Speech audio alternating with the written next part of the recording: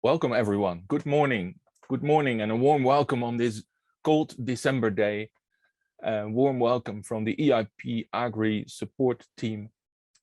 And we have prepared a fully packed workshop for you in this 1.5 day.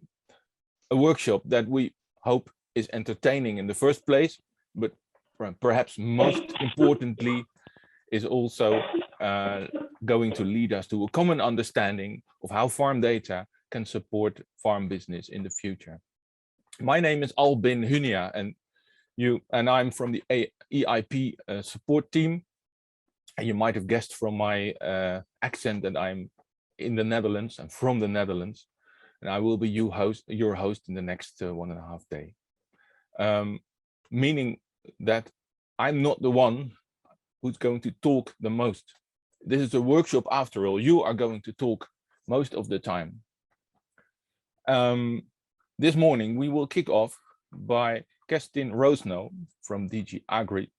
She's head of unit of research and innovation.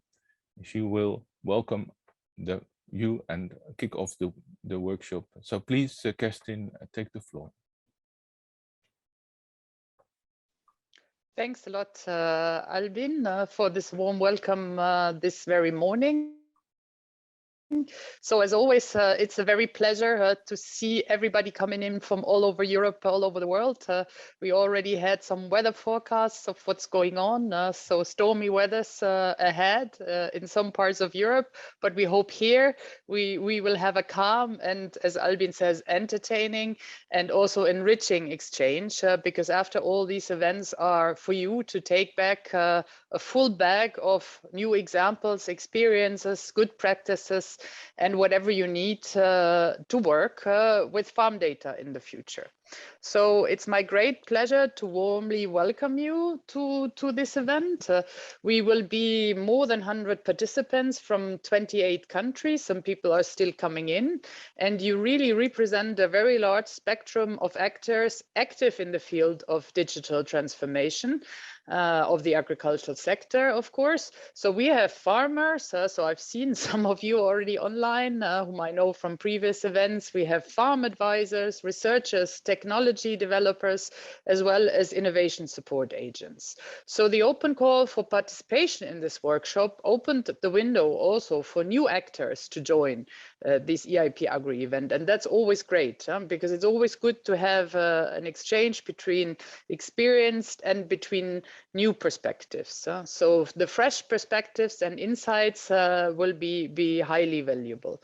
Most of the participants here today are active in various type of projects funded under the different EU policies, for instance, in EIP-AGRI operational groups, but also in Horizon, so more the research side of the equation, multi-actor research projects and thematic networks, for instance. We have some of you coming from environmental projects, for instance, from LIFE, then from regional, interregional projects, Interact. We have education, which is really great for the digital skill aspects, and also projects funded under the national regional funding scheme. So this is great. So the portfolio of program supporting activities linked to the digital transformation of sectors suggests that the subject is very multifaceted. So the next 2 days will focus specifically on questions and practices related to farm data for better farm performance. So with regards to the EIP-AGRI and the operational groups and networking, you know that the European Innovation Partnership for Agricultural Productivity and Sustainability fosters innovation and promotes the exchange of knowledge by better linking research and farm practice, and trying to find a match on a project basis between an individual farmer and researchers and everybody and advisors who needs to accompany the project in the best sense. So this is supported under the Common Agricultural Policy and research funding. An increasing number of research and innovation projects and initiatives have seen the light during the last 7 years. and have started to connect across EU borders. This is what we're really looking at. So there's something great which works in Ireland. Why shouldn't it work in Germany or in Italy? So also thanks to the EIP-AGRI network with events like that that we have today. And to date, we're more than 2,100 EIP operational groups and around 200 multi-actor Horizon research projects that are up and running. So there's a wealth of experience and knowledge there that we can tap into. This workshop will give the possibility to the different type of projects to present their goals, results, solutions, discuss challenges and potential future partnerships also. From the little films we saw that many people say, okay, we take home contacts and we still work with the people we got in contact. And this is a little bit the aim. It's a bit of a brokerage event today as well. So on previous events in the area, so this is not the first time that the EIP-AGRI is dealing with digital transformation at the farming sector.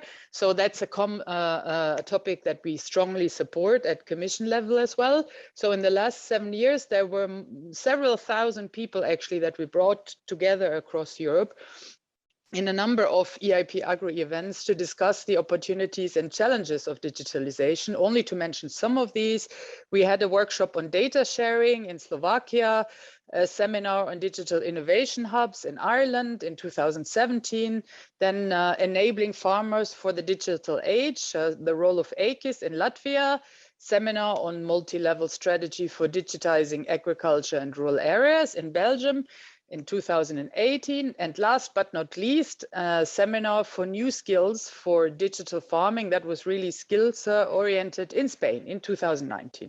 All of these events presented a common picture.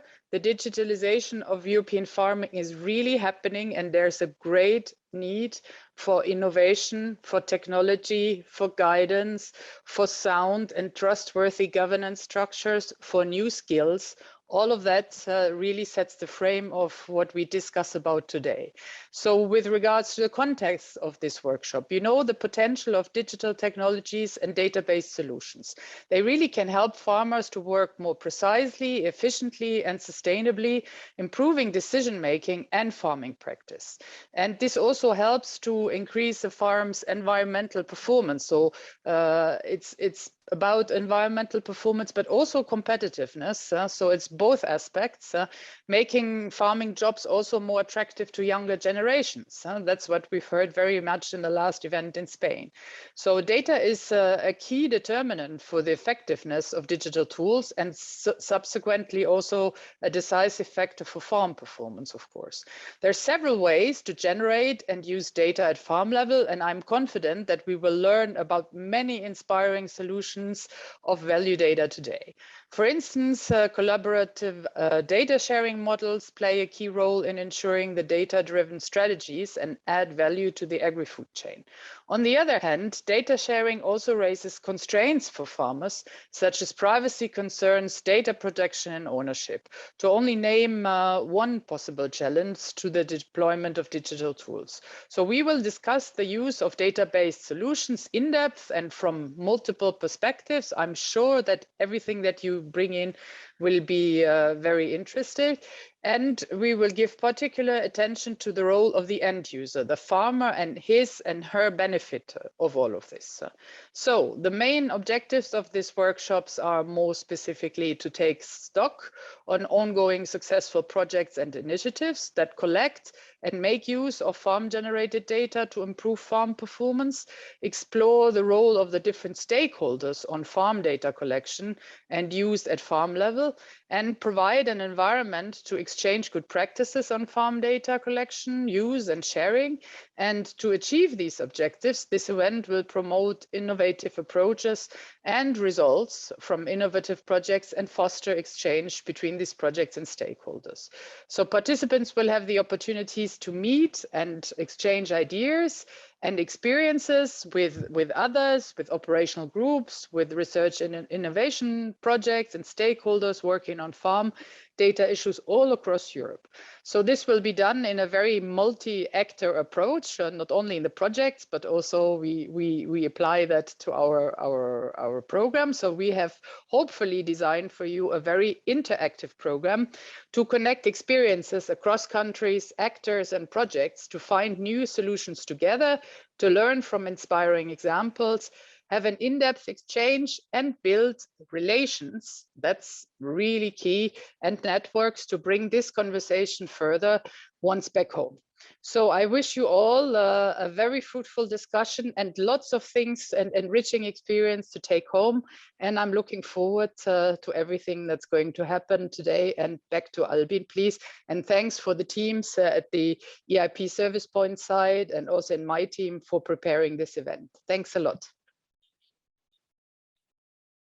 Thanks to you, Kerstin. This was, I think, the perfect kickoff of our wintry workshop, and I think you laid out the essential parts of what we are going to do and why we are going to do this in a very elaborate way. Thank you very much for this, Kerstin. I think we are ready, but we are not ready yet. Before we will dive into the program, there's one other important introduction to be made. Pacome Eluna Eyenga, the team leader of the EIP-AGRI Support Facility, will give us a glimpse of who's behind organizing this event. So please, Pacome, take the floor. Yeah, thank you. Hope, do you hear me? Yes. Yeah, so thank you very much, Albin. Thank you, Kerstin, for the nice and quite important introduction. I'll just say hi to everybody. So we are come back. The EIP-AGRI Support Facility, not the EIP-AGRI Service Point.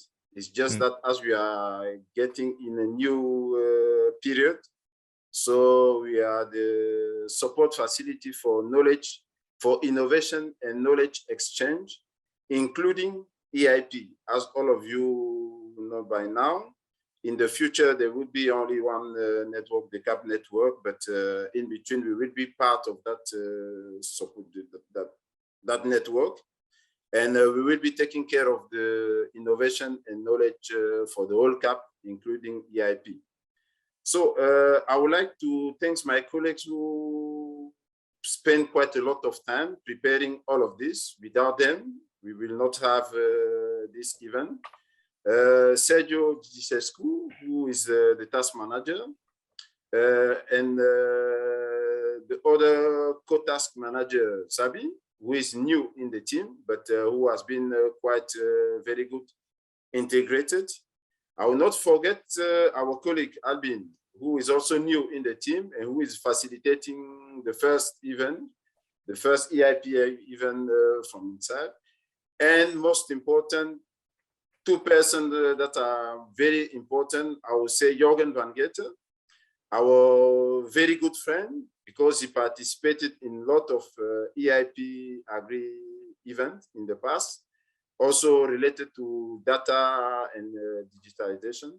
And then Sarah Bigel, my colleague who is in charge of communication for this event. Beyond those 5 persons, there are also quite very important persons behind, who you will have the chance to meet during the event, because the event is quite very much interactive, and to organize and to get a successful interactive event, you know, you would have a lot of breakout rooms, and to facilitate those exchanges in the breakout room, there are a lot of my other colleagues who will be helping as facilitators. Among them, you have some who are quite new in the team, but as I said, they are now quite very much integrated since July. And those who are usual faces that you may know. So I will not give the name, all their names, but you will have the time to meet them and also to exchange with them. And now, if they are not there, if they would not help, they would have not been there, we would not have the event.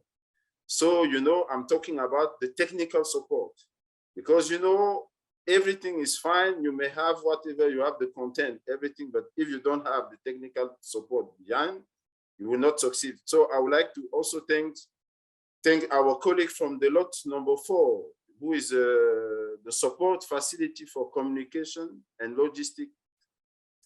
Here we have, if I do not mistake, Tommaso and Negaya. Thank you very much for your time and for your support. For the rest, I wish you a very nice and joyful event. If you would have any technical issue or problem, do not hesitate to come back to one of my colleagues, to our colleagues from the technical support. You will see on their screen, you have help desk, tech help desk, or even computer. Those 3 computers, I think there are 3 computers where you do not have a name. So you can text them and they will react and they will solve your problem. If it's not enough, then just come back to one of my colleagues. You will see they always have EIP-AGRI on their name. Thank you very much and enjoy the day. Thank you, Albin. Well, thank you, Pacom. Of course, this is always zooming in from introductions to actually starting to work. And the next thing we need to zoom into is what are we going to do in the next days. So could you please share the slide of the program? I think you are seeing this. Day 1, day 2, 3 major blocks. And you've seen this. You have received with the email an elaborate program. But let me take you through this anyway. This morning, we will start by setting the scene. And I think Kerstin already described how broad the topic is, but also how important the topic is. We need to get a common understanding of how farm data works, how it can support farm practices, but also what it is. So I think that is the main purpose of this morning, setting the scene, starting with showing examples and discussing these in a panel discussion, and then going on to you. It's a workshop after all. Getting a picture of what is on your mind in terms of farm data. And then after lunch, we go to the work closer to you. I think Kerstin already mentioned the word brokerage. We're going to do some matchmaking. First, we start presenting the work that you do. Many of you are connected to project initiatives, and this is a perfect chance to showcase these. And one step further, we'll be talking about that a couple of times during the morning, I think. We'll start a brokerage, a matchmaking activity by the end of the afternoon. But tomorrow we need to wrap up, and not like just looking back, but tomorrow we will be looking to the future. So if we know why farm data helps, if we know what is going on now in terms of possible project, in day 2, we start defining what we need to do in the next years, how this is evolving for us to make this really work. I think the next slide, I'm just going quickly over because we're already, this is a packed program. This is important to mention. In the last 1.5 years, we've learned to do these kinds of events online. Well, that's been a bit of a struggle, but we're learning, and I think we're there now. It's all very quiet. Everyone is muted, and I think that's already perfect. Imagine how that was in March of last year. So please, during these kind of plenary events, keep your microphone muted. And if there's urgent questions, do ask them in the chat. And like Pacom already mentioned, there's the questions on content, but there's also perhaps the questions on, I can't find a link, I can't enter Zoom. Well, that's difficult if you're in the chat, but there's all kind of support going on, reacting to the chat messages. So use that, please. But when we are not in the plenary sessions, but going to meeting rooms, so-called breakout rooms, the message is, please be visible, turn on your video, show who you are, because this is a sort of virtual environment. We will not be meeting each other with a cup of coffee in our hands, but we need to be visible and talking to each other. And in plenary and in breakout meeting rooms, of course, we also need to unmute our microphones. social media, important. This is over 100 people sitting together today and tomorrow morning, but we need to share what we are doing. This is not just for us. This is for the entire agricultural community of Europe. So please share what we are doing here using the hashtags shown on the sheet, on the well-known social media. Recording, I think you've seen a mention of that in the email, and I need to stress that again. The plenary parts, the parts like this where we are together, are recorded and will at the end of the event be distributed and disseminated on our own YouTube channel. The discussions we are doing face-to-face in smaller groups are in fact not recorded, also for the purpose of privacy, and most importantly for having an open discussion and an open exchange of ideas. There's one exception, that is the project market at the beginning of the afternoon. You will perhaps notice that it is recorded, but that is for note taking only. That will not be distributed on the YouTube channel. Again, the technical help desk can be reached via the Zoom chat. And I think that is the most practical things. If there's anything else, so let us know. Yeah, where are we? Who are we? I think that's an important question. In the email that you received, and I think you got one this morning as well, there was a link to a map. Kerstin already mentioned that we are with 28 countries together. Can we show the map on the screen? And can we get the link? Oh, you have it already in your email. There's the number is increasing. I looked at it this morning and there was a lot less already. Well, this shows why we are doing this. This is not an exercise around Brussels or around Hilversum in Netherlands where I am. This is beautiful. This shows the spread, but you need to be on this. Can you please go to the link while you're listening to my voice and add a photo, perhaps your name, the location to the map. This is a beautiful demonstration of why we are doing this and why an event like this is a European exercise. I see something is happening. I don't know who it is, but that's not important now. We will not zoom in. So why I keep talking and go to the next slide. Please add and pin your location, because this is a beautiful example of how our presence is spread in this workshop. And it all is also seen if we look at the next slide, which shows the type of projects you represent by being here, over 100 people. And this is not strongly pre-selected. This is a beautiful spread, about 1/4 each, of operational groups, and Kerstin mentioned many already, EU-funded groups and other projects working on farm data, bringing this topic further.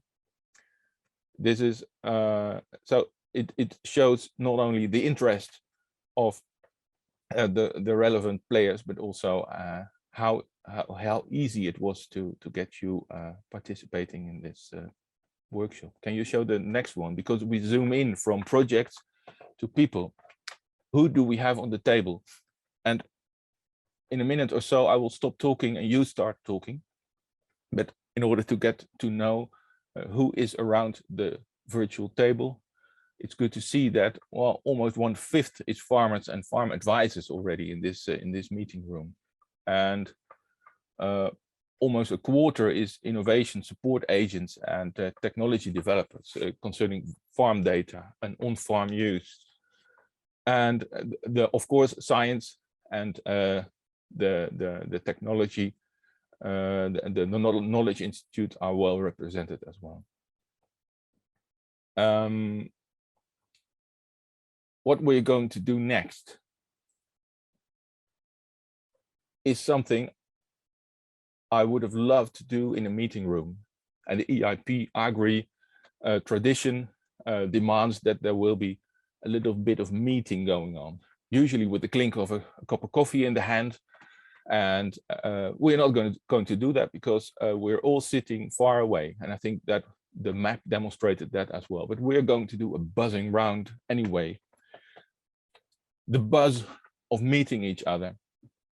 So it might be surprising that in the next 8 minutes, you will find yourself face to face with a couple of participants.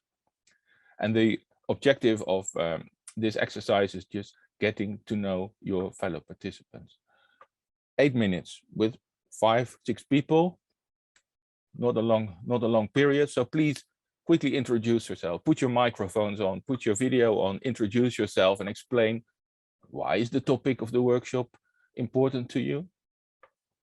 And then after 8 minutes, you'll automatically be led back to the plenary room and we'll continue with the program. So please be ready and please make a buzz talking to your fellow participants.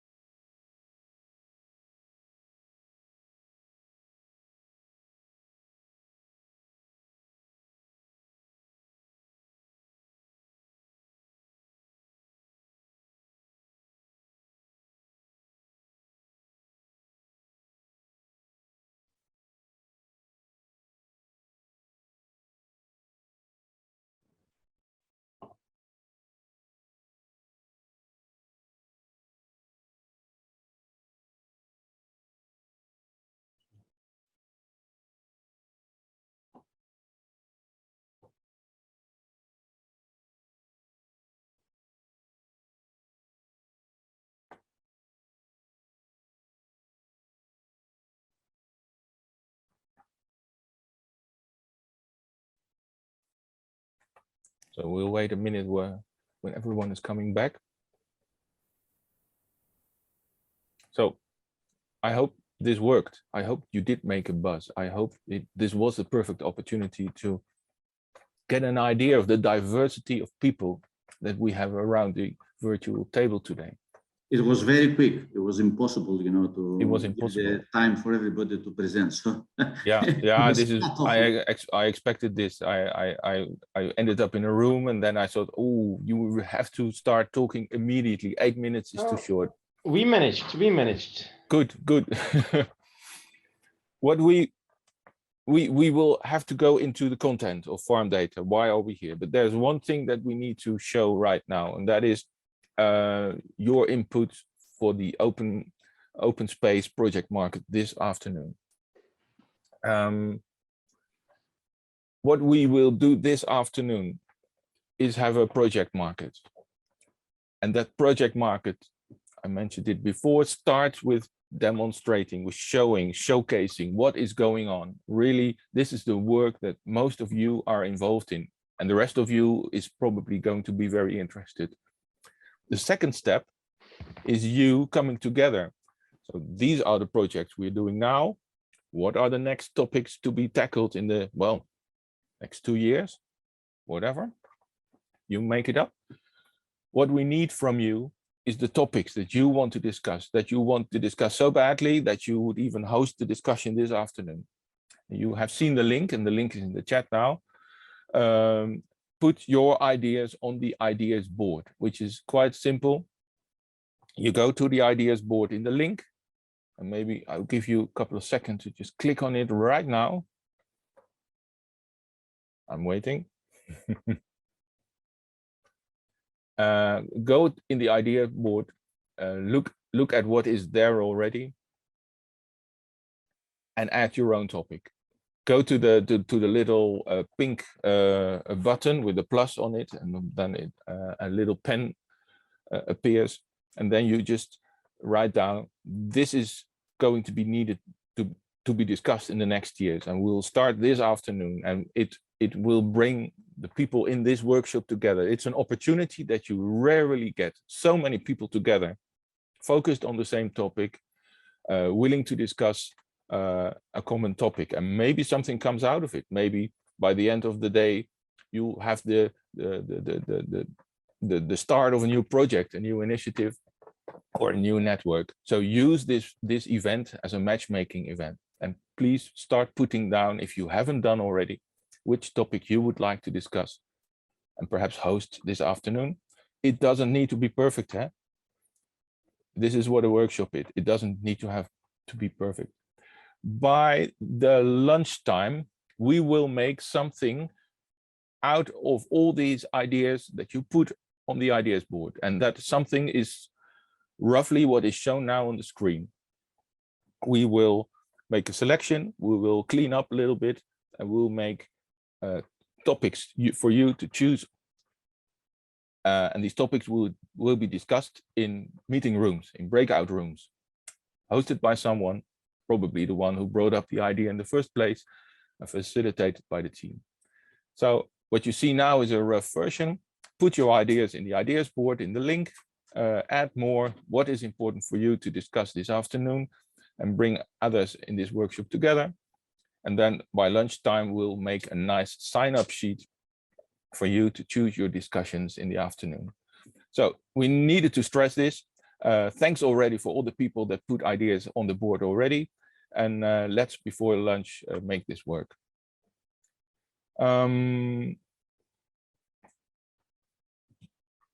Now, back to the business of this workshop, in fact, but we need to get this common understanding. We need to demonstrate the state of play of how farm data is actually supporting the work. And in the next hour, we need to get a picture on the scope of farm data. And let me therefore quickly introduce two experts that will guide us through this part of the workshop. First one is Jürgen Vangeyte, the Director of Agri-Food Technology Department at the ILVO, which is the Belgium Institute for Agricultural Research. He's an expert and an ambassador on digital and precision farming. And the next one is Doris Marquardt. She is also in the DG AGRI Research and Innovation Unit, with a focus on digitalization and agricultural, in the agricultural sector. So please, Jürgen and Doris, take the floor and take us through the state of play.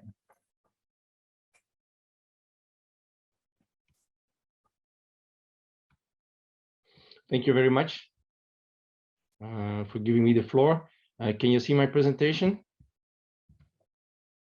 Yes, we can, Jürgen. Thank you. Okay.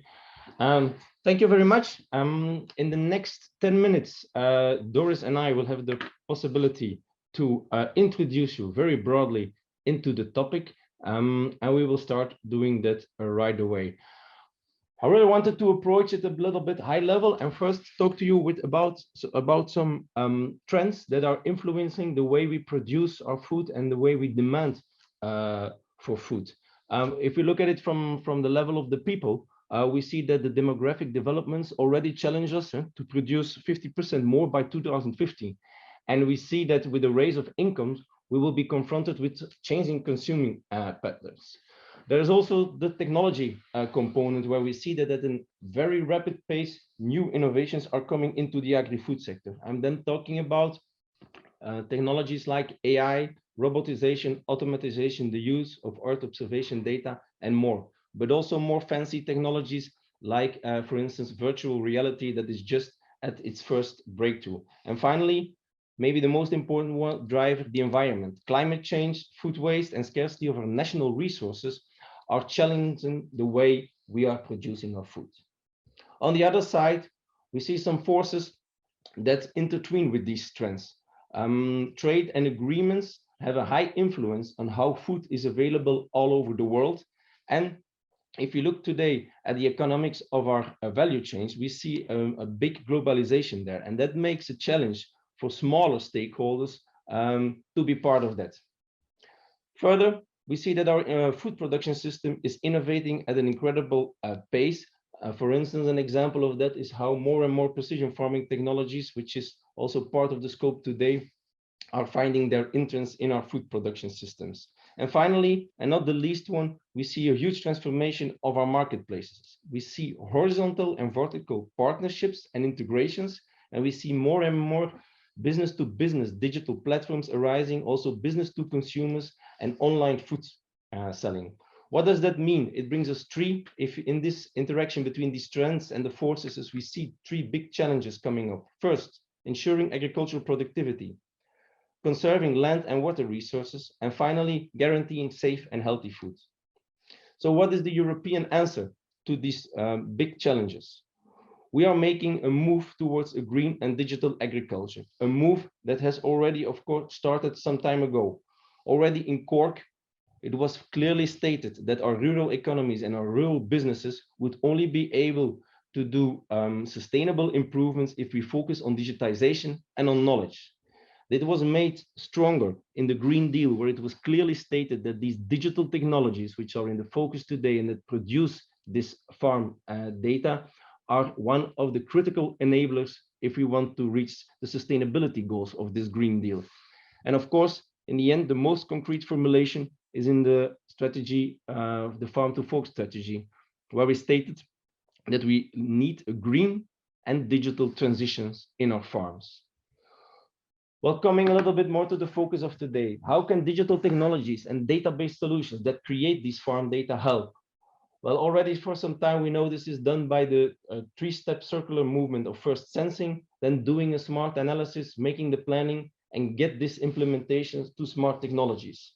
So it means that we need to use farm data for decision-making, and not just decision-making, decision-making that is better, that is more precise and more efficient, and most of all, more sustainable than if we would not use farm data. And this is the way how we want to increase and how we want to motivate our farmers to increase their farm performances.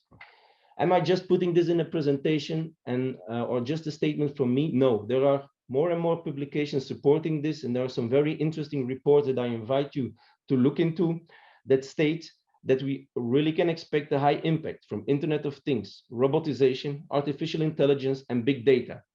And we are then looking at enhancing our ecological efficiency and see yield possible increases up to 30%.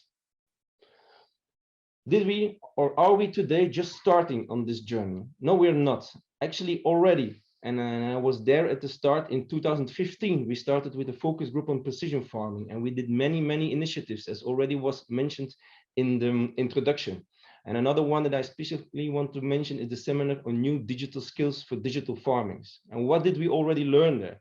We learned that farmers and cooperatives need to be involved in research and innovation. We learned that we need the advisors, that we need to foresee support tools and more training for our farmers. A very important one are the cost-benefit analyses and the fact that we need to have attention on the one side for small and medium farmers, but also need to do a regional approach. One size for all, it will not bring us to solutions. We further need still technical improvements, and these should be interoperable, tested in real practice, because that will lead to a quick adoption. And of course, stress again the need for the business model that support this. You cannot get in one slide everything that has already done and the huge steps that have been taken. So here you have a list of projects in Horizon 2020 that worked on all these topics and created great improvements. And on the other side, at least as important, we had the work done in the many operational groups in the framework of EIP-AGRI. If you look at our progress, I put the ones that progressed quite well in green, and we see that this involvement of farmers and advisories has greatly improved. Also regional approaches and further technical improvements, like for instance in projects like IOF 2020, were clearly made. But we still have work to do in involving these small and medium farmers, making our solutions even more interoperable, because on the adoption side there's still work to do, and that needs further support of this business model. And finally, I put it in red because it clearly relates to the topic of today, farm performances. We need to show how it adds to an increased farm performances and what is the cost benefit analysis for our farmers. So we are not yet at all at using the full potential of farm data for farm performance. I think we have still some important challenges ahead of us. First of all, our farmers need further support how to evaluate the benefits. The benefits for when you use farm data to improve your farm performances are sometimes materializing in the future, and it's not always very clear for farmers when these benefits will come. Still, Our farmers need more fairness. They have the feeling that for digital technologies, they do a lot of investments, and sometimes the return on these investments is made in other places than on the farm. They have the feeling that they put data into the chain, but not only, or in some cases, not enough value is coming back. And then the third one, you can bring all the fantastic technology together and innovate a lot. If there is no trust between actors that need to share data and need to work with the data, we will not make any improvements. And that brings me to the last two challenges that are actually a little bit vertical over the three ones before. If farmers have no digital skills or not enough digital literacy, they cannot evaluate benefits. They cannot see if there is fairness or not. And you cannot trust people if you're not able to fully understand what they are doing. And the last one is the challenge that our farmers meet to do this investment in the technology that can deliver them the data. I will now give the final slides to Doris, my co-presentator. Yeah, thank you, Jürgen. Thank you for setting the scene. And against this background, what do we now concretely expect from this event today and tomorrow? So first of all, we would like to gather information about great initiatives which are out there, initiatives that collect, share, use, and reuse farm data for improving farm performance. We would like to get the insights. What are the tricks and what are the key enablers for those initiatives to succeed? And actually, I just learned already, and in the bus round, to learn some insights already. So the next step is, what is about information on good practices? Can we gather it and collect it on this event? Furthermore, it's about insights in the role of the different stakeholders on economic and environmental farm data collection, the use and the sharing. So it's very likely, as mentioned already, that we have different roles in farm data collection and farm data sharing. We have not only the farmer, we have the advisor who may help in the farm data analytics. We may have intermediates and platform providers. So let's shed light on the different roles and learn more about what works well in the cooperation, which models are out there to transpose farm data into, let's say, knowledge and information informing about agriculture production and how to steer it. Jürgen introduced a range of challenges. We will probably identify more challenges in the implementation and use of database solutions. But we expect here in the next 1.5 days also joint problem solving. Can we discuss it? Which solution has to be found in one region? Can they transfer to another region? And finally, it's about networking. So the EIP community knows that the events related and organized by the EIP team are serving networking proposals and also the identification of opportunities to collaborate.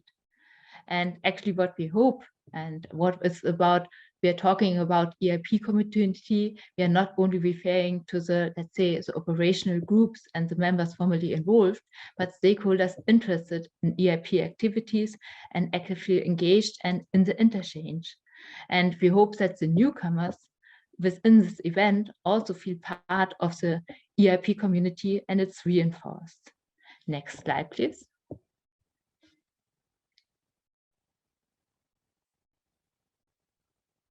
But moreover, we hope and expect that the results of this workshop lead to inspiration beyond the EIP community and have relevance beyond the EIP community. Indeed, in the next 1.5 days, we don't want to discuss about policy measures, intervention logic, programming, eligibility criteria. No, that is out of the scope. The focus is on practicalities, on the information generated at the ground in the implementation and use of database solutions. But still, the information and the results generated through this workshop are expected to form also other communities and stakeholders. So let me provide some examples. For instance, the programming of topics under Horizon 2020 and now Horizon Europe will benefit through the identification of knowledge gaps you may identify in the course of the next 1.5 days, and experience gained and challenges identified in those days may help, for instance, the writing of proposals and the development of project implementation plans in the course of Horizon 2020, because they can address challenges you identify and discuss and find a common approach through research and innovation. Secondly, there will be a new program, the so-called Digital Europe program. We don't have to go into detail there, but also there are initiatives which might be inspired through the results of the workshop. For instance, there will be the conceptualization of so-called testing and experimentation facilities. That is to be expected a network of trial farms. And there are also the aspects to be considered which can be tackled on those experimentation farms may gather inspiration from the results of this workshop, because they see which challenges have to be addressed. Furthermore, the implementation of digital innovation hubs in the field of agri-food, there we expect also to establish a network of digital innovation hubs, which also has interlinks in future with the EIP network community. And those digital innovation hubs may dedicate attention to challenges identified or innovation to be upscaled in their work indicated in this workshop in the next 1.5 days. And finally, also the common agriculture policy is an enabler for the digital transformation in the agriculture sector.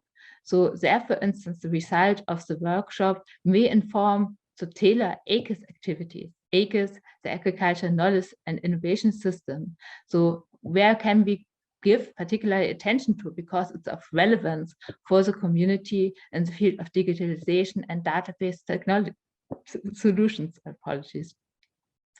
And finally, under the Common Agriculture Policy, member states are currently also developing digitalization strategies to boost digitalization in agriculture and rural areas.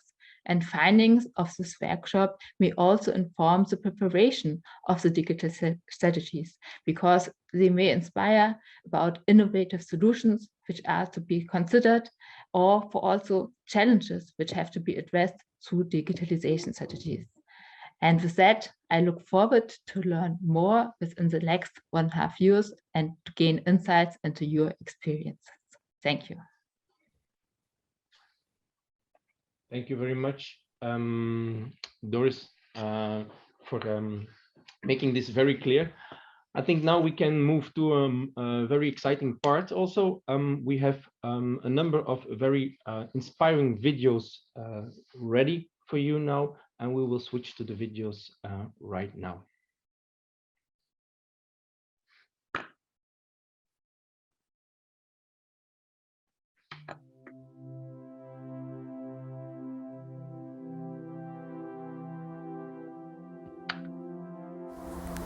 Hi, and greetings from Sweden. My name is Anna-Carin Almqvist, and I'm the project manager of the innovation project Better Decisions for Cultivation Strategy. Our project is aiming to use data from the Nordic field trial system to increase knowledge and competitiveness amongst the farmers in Sweden. We are working on and building an innovation that means to create a whole new digital service for farmers, advisors and researchers, where data from 7 years of field trials are made available in a new way and merged with other data.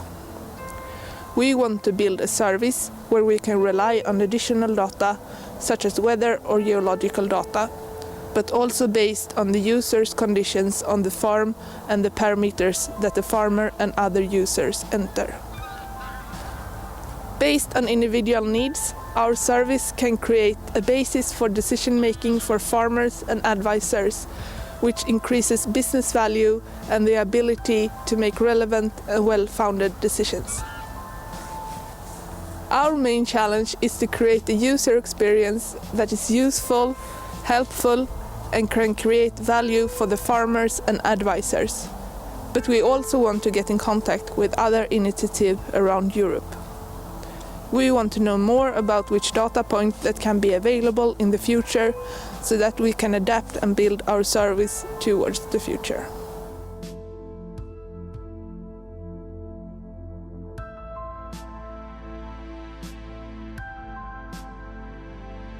This work is carried out within the framework of the EIP-AGRI project in Normandy, IoT CUMA. It deals with the use for CUMA of data produced by counters connected to agricultural equipments. A CUMA, what is it exactly? CUMA in French means cooperative for the use of agricultural equipment. These are local cooperatives where farmers can share machines such as tractors, seeders, combine harvesters, and so on. A CUMA, how does it work? Farmers who are members of a CUMA are built in proportion to the real use of the equipment. Mostly, the activity is measured in hours or in hectares. The problem? The distribution of user charges works in most cases with paper notebooks. A notebook is placed on each material. Each member of the CUMA marks and notes the use they make as they go. And at the end, a person of the CUMA collects these notebooks to bill each of the farmers. You have to know that on average, a CUMA is about 25 members on about 40 materials. So at the end, it can be a lot of lines to count. To solve that, we seek to integrate more digital solutions in the operation of CUMAs. Our first challenge, digitalizing the billing of CUMAs. We wanted to take advantage of the opportunity of the development of the Internet of Things, using data coming from onboard telemetry and also from GPS counters placed on machines. Since 5 years, we met many different GPS counters on the market. We assessed them. Today, collecting data for invoice with those counters is technically operational. Now, we want to go beyond invoicing. We thought that this data could also help to pilot the CUMA, to consolidate the references for advisors. That's a very important challenge for CUMA network. We built dashboards for CUMAs responsible. To have a better understanding of our load plans, we even tried to cross it with weather data. With those counters, we have real measures of machinery activity. Those data can be analyzed. With this information, farmers can region their investment. They can optimize the work and adjust the billing fairly. Being fair and equitable is extremely important in a cooperative. Hello everyone, I'm Richard Lloyd, Precision Livestock Manager at Innovation for Agriculture in the UK, pictured here many years ago. I'm speaking today on the use of data in dairy farming. I coordinated the Horizon 2020 thematic network 4D4F, Data-Driven Dairy Decisions for Farmers. 4D4F was a consortium of 16 partners from 9 countries. You can find greater detail on the practical use of dairy sensors on the 4D4F website. Whilst 4D4F has now concluded, it features as a network in the Horizon 2020 Nefertiti Farm Demo project. So what data do we collect from dairy cows? There's a long history of collecting performance data such as yield, fat, protein, somatic cell count, as well as conformation traits. However, sensors can also measure activity, rumination, location, temperature, rumen pH, milk analysis, condition score, methane, and social behaviour. Systems are often standalone, providing accurate timings on when to serve individual cows, and providing health alerts, directing the stock person to inspect sick cows and treat accordingly. The cows are monitored 24 hours a day, and increasingly these health alerts occur hours and even days before the issue would be seen visually. This not only improves animal welfare and farm profit, but the extra time often allows for non-antibiotic treatment, thus helping to reduce antimicrobial resistance. Data is also available at herd level, which can highlight nutritional issues and allow for optimizing building design and management practices. The economics of sensor technology obviously differs from farm to farm, but it is usual for the fertility benefits alone to provide a quick payback. With reducing sensor costs, the future undoubtedly involves multiple sensors.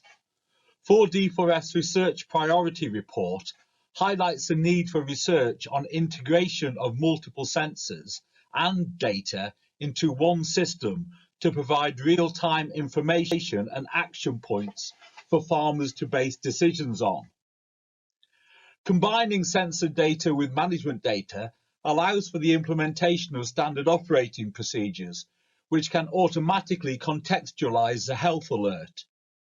How much more valuable is an alert that says, rumination alarm in freshly calved third lactation cow indicates likely ketosis, suggests dosing with propylene glycol, than one that says, go and look at a potentially sick cow.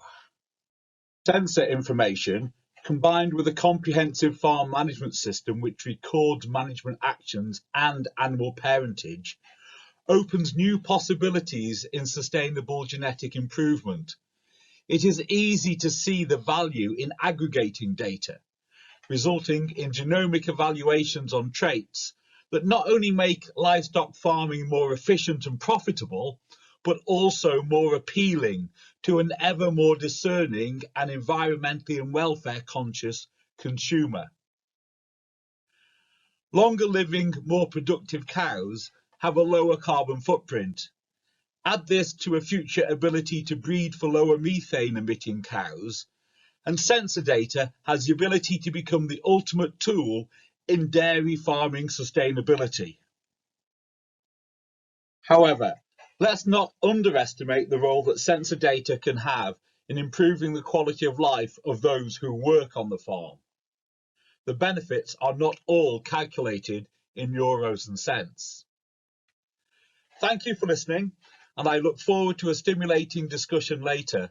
And remember, it is all about happy farmers, happy cows, and happy consumers. Hello, I am Tuija Kallio from the Unit of Measurement Technology at the University of Oulu, and I will shortly tell you about our Smart Feed project.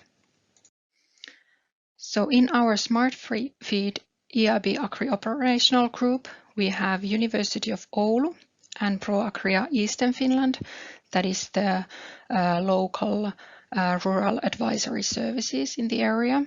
And then we have 8 cattle farms, a veterinarian, and then 2 companies. So SEMES is manufacturing silage samplers, and then MTech is a software company providing farm management software. And during the project, we have also collaborated with 2 operational groups in Estonia.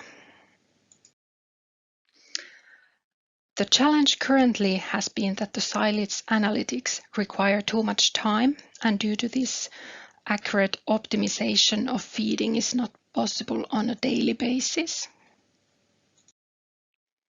The solution we have developed during the project was to enhance on-farm dry matter monitoring of feeding, so to decrease labor and time needed for dry matter monitoring and obtain better profitability for the farm by more accurate feeding. So in the project, we developed a new silage sampler that can be attached to a bale gripper, and the silage sampling can be done simultaneously when, for example, transferring the bales. So here you can see the sampler. Then after collecting samples, we focused on on-farm dry matter measurements. In the project, we did method development for a commercial device and validated the methods for grass silage and total mixed ratio. And then finally, when you have the dry matter results, we wanted to have the best use for the results. So we developed a mobile app for TMR recipe recalculation. It is an Android app that has data storage and user control. And basically, The measured dry matter values are entered to the app where you have your TMR recipe. And based on the changed values, the recipe is then recalculated. Also, if the amount of TMR components are changed, they can be easily recalculated with the app. And the optimal dry matter of TMR can be adjusted by water addition. Thank you. Hello, greetings from Tipperary, Ireland. My name is Tom Kelly from Teagasc, and Teagasc are coordinating the Fair Share project. And that project deals with enabling advisors to use digital advisory tools and services more in their interactions with farmers, thereby helping farmers with digitalization of their farm businesses. So as part of that project, we have set up an inventory of digital tools which advisors can examine. They can upload their own tools and services that they use, and they can also see what other advisors are using throughout Europe, addressing the day-to-day challenges that farmers and advisors face and interact with on a daily basis. So just a typical example here is the digitalization of animal identification systems. And here in Ireland, from next July, all newborn animals will need to be tagged with an RFT tag. That's a radio frequency tag. At the moment it's not compulsory, but in the future it will be compulsory. So we have had compulsory farmer-based tagging of animals for the last 20 years or more, and now we're moving towards more digital, because more and more of the information and the decisions that farmers make and the benchmarking of farm performance is dependent on good animal identification. And this is a system which is supported through the Irish Cattle Breeding Federation by the whole industry in terms of its ability to optimize and capitalize on the digitalization of technologies. And advisors are equipped on a daily basis to interact with their clients. They know this information, as much information as the farmer does before they even visit the farm. And this is of course with the farmer's prior approval in terms of their the ability to deliver on that technology. So just to look again, and we can see here a particular animal here which has to have two tags. Equally, we can see the white tag here in smaller white tag is a tag that is inserted when this animal is genomically tested. So again, here we have genetic information on all animals in the herd, or a lot of the breeding animals in the herd. So going back to the Fair Share project, this project has been part of a family of projects supporting digitalization in agriculture, varying from very large projects like the Smart Agri Hubs, very specific projects like IPM Decisions, the Desira project, Euracnos Eureka, all of which are looking to make optimum use of digital technologies and in support of agricultural challenges which are faced by farmers. And obviously this impacts on advisors. But the Fair Share project specifically looks at supporting the digitalization of agriculture through the services that are provided by advisors. So within the Fair Share project, we have set up the Fair Share PNF, which is a permanent networking facility and consists of the following: ADAT's inventory, which is digital advisory tools and services from all over Europe and further afield; an assessment tool which helps advisors to assess the suitability or applicability of individual tools; a set of good practice vignettes which explain the importance of certain characteristics of advisory tools and services in terms of their delivery in a digital format. So just to come back and have a look at that's the inventory. We see there are at the moment about 250 individual tools and services linked here. There are a number of filters in the system, and I should have mentioned a search facility here, which allows people to search for specific tools and services.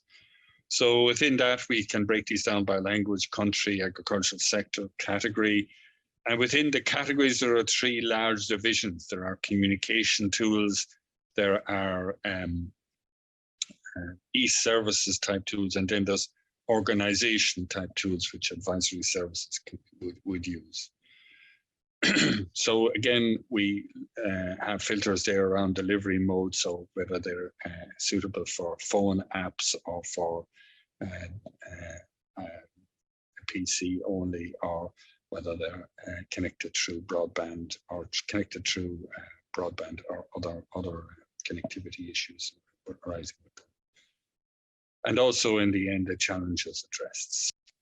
So within the Fair Share project, we can conclude from surveys and workshops that we've conducted with both farmers and advisors that advisors have a huge role in supporting digitalization among farmers, and particularly in using tools and services to help farmers interpret the information and the data that they produce and that they're collecting increasingly on their farms.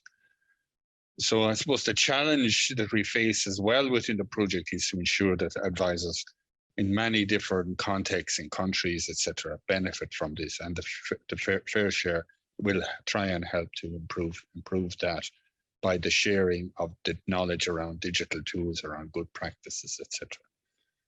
So I'd like to thank you for your attention and look forward to your questions which you may have.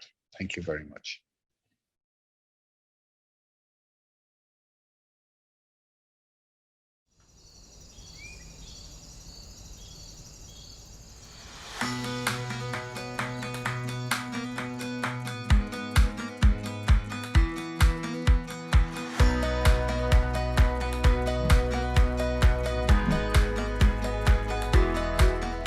The Irrigators Portal, known as the Portal do Regante, was created by EDIA to support Alcave's customers in their agricultural activity.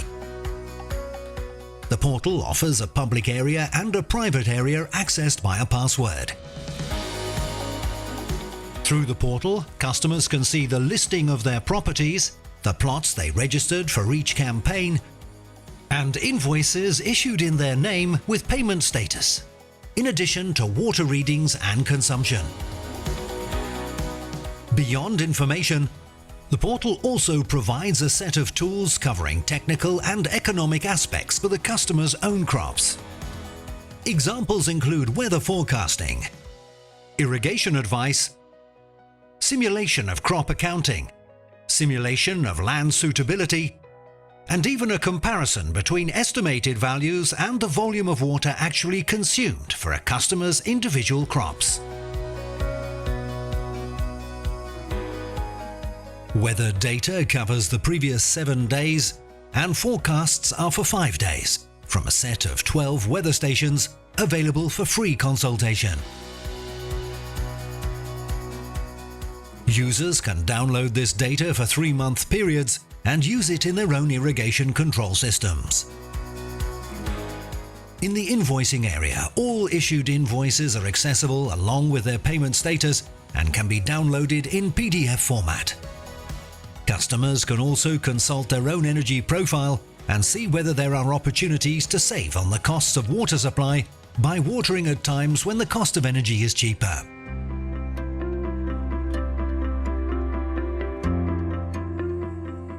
As for water consumption, several indicators are available to show the efficiency of water use in cubic meters per hectare and euros per cubic meter. It is also possible to see all water consumption readings at each delivery point, providing farmers with all the data used in the elaboration of their invoices. Finally, a presentation is created that compares the water consumption per hectare of each crop with reference values, Users can also define irrigation plots, make simulations according to FAO methodology, and get a simplified weekly schedule of irrigation water needs. As for precision agriculture, a range of indicators can be consulted based on images from European Sentinel satellites, offering several indicators for each plot, such as NDVI and water stress.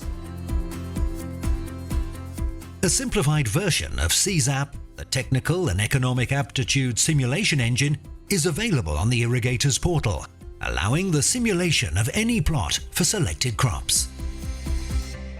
Users also have access to several predefined crop accounts, according to data gathered by EDIA, and which can be used directly or as a basis for building customers' own crop accounts. Here, there is also a simple revenue and cost simulator that allows customers to quickly visualize the impact of any changes. To sum up, the Irrigators portal, known as the Portal do Regante, gathers the essential information about individual consumers of the Alqueva irrigation system in a single place, in a simple and fast way, through a logic similar to a virtual help desk. There is also a version available for mobile devices such as smartphones and tablets. The Portal do Regante, or Irrigators portal, is a valuable tool for supporting decisions.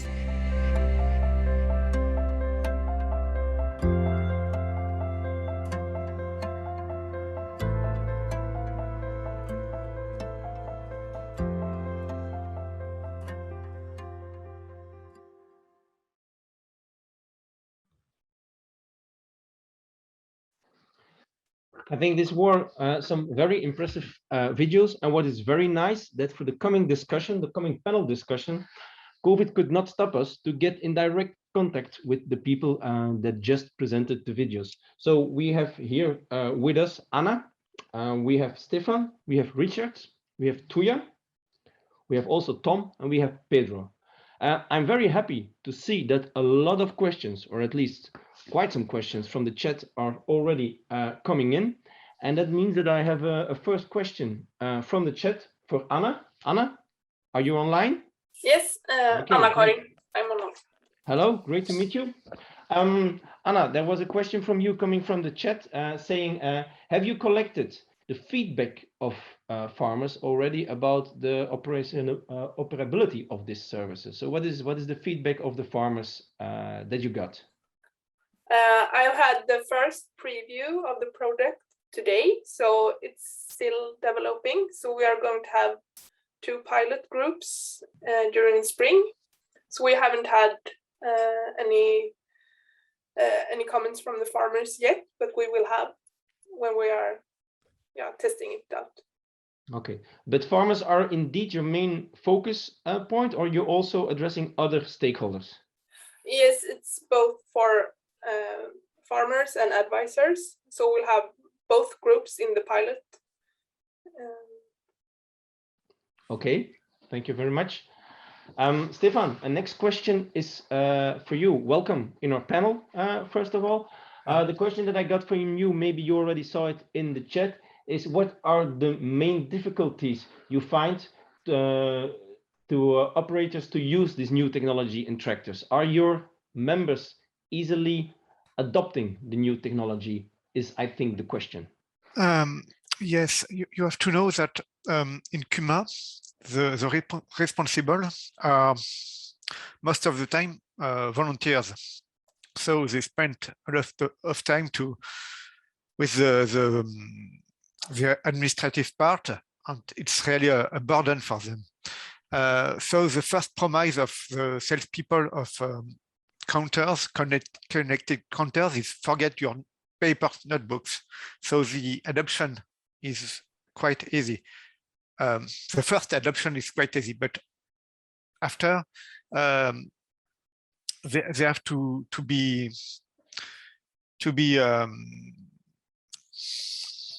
how could I say that?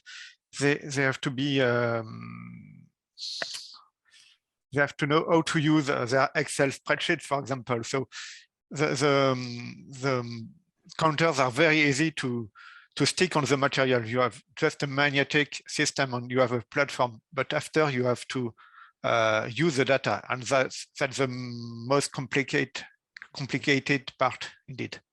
So collecting data is easy, but using data is more complicated for them.